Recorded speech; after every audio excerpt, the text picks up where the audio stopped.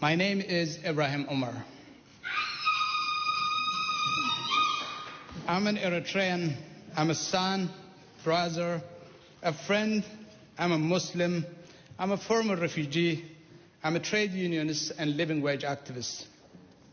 But most importantly, I stand here today in front of you, bursting with pride as a Kiwi who lives at Aotearoa, New Zealand. My journey to this place has been the long one.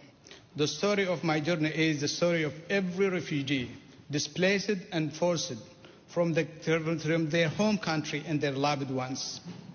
My vision is for my journey to give hope to the many other people with stories like mine.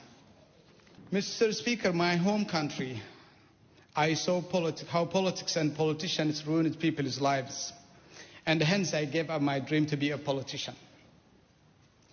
My homeland had a long history of invasion and colonization.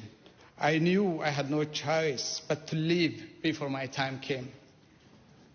So, Mr. Speaker, I left behind everything I loved. My country, my family, my friends, and my dreams, including the long list of things I wanted to be and do.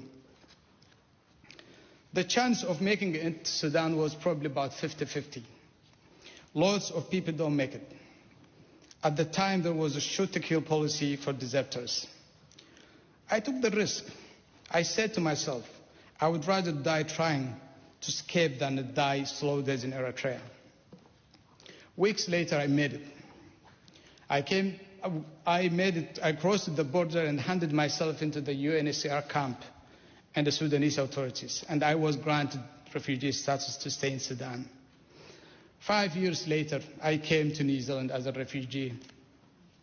I had never heard of this place, to be honest. But an immigration officer told me it was one of the most peaceful countries in the world.